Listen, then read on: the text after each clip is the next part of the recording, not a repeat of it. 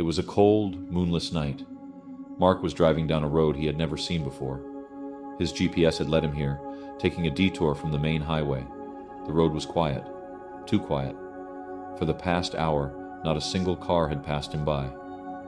This road is eerie, Mark thought, his eyes scanning the fog-covered landscape. Where am I even going? There should have been a turn by now. The car radio started to crackle with static. Mark twisted the dial, trying to tune it, but the only sound he could get was a faint hiss. Suddenly his car sputtered and slowed to a stop. He slammed his hands on the steering wheel, frustrated. "Great, of all places, you choose to break down here," he muttered. Stepping out of the car, Mark looked around. The fog was thick, swirling unnaturally in the cold air. The road stretched out in both directions, swallowed by the mist. There wasn't a single light, not even the sound of wind. Everything was dead silent. There's something off about this place, he thought, shivering slightly. No lights, no houses, nothing.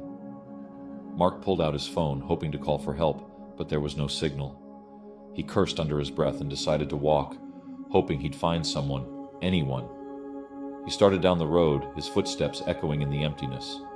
The fog seemed to grow thicker with every step, wrapping around him like a heavy blanket. As he walked, Mark's mind raced.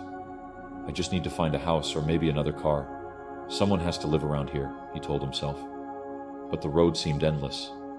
Suddenly he heard faint footsteps behind him. He stopped, turning quickly, but there was nothing there, just the endless fog.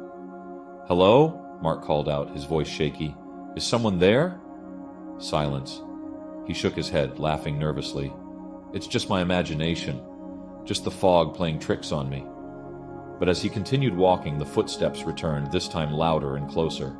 His heart began to race. Mark's pace quickened. The footsteps matched his, growing louder and faster. Panic set in. He started to run, his breath coming in quick gasps. The footsteps behind him kept up, their sound now almost deafening in the quiet night. His heart pounded in his chest.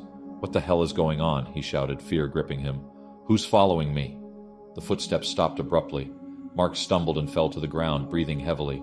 He looked back, but the road was empty again. His eyes darted through the mist, and that's when he saw it, a shadowy figure standing in the fog, motionless. Who are you?" Mark stammered, terror filling his voice. "What do you want?" The figure didn't move. It stood there, silently watching him. Mark scrambled to his feet, turning and running off the road, desperate to escape. His legs carried him into the trees, branches scratching at his face and arms as he pushed through the dense forest. His breath was ragged, panic surging through his veins. After what felt like an eternity, he saw it. A small, abandoned cabin, hidden among the trees. The door was slightly ajar, barely visible in the mist. He hesitated for a moment, but knew he had no choice. He needed to get inside, away from whatever was out there. Mark pushed the door open and stepped inside. The air was cold and musty. The cabin looked like it hadn't been touched in years. A single light bulb hung from the ceiling, flickering weakly. "Maybe I can find shelter here. Or a phone," he muttered to himself, his voice trembling. "Anything." "Hello?" he called out, his voice echoing through the empty cabin. "I need help." There was no answer. He stepped further into the cabin, his footsteps creaking on the old wooden floor. Suddenly, the door behind him slammed shut with a deafening bang. Mark spun around, eyes wide with fear. Who closed the door? The air grew colder, a chill settling in his bones. Mark felt a shiver run down his spine. Then he heard it, a low whisper, coming from somewhere deep in the shadows. "You shouldn't have come here." Mark's blood ran cold. "Who said that?" he shouted, backing away. "Who's there?" The whisper grew louder, closer, as if it was right next to him. "This is your end. You will never leave." The light bulb flickered violently. The temperature in the room dropped even more. Mark felt a cold breath on the back of his neck. Slowly he turned around and saw it. Standing in the corner, half hidden in the shadows, was a figure.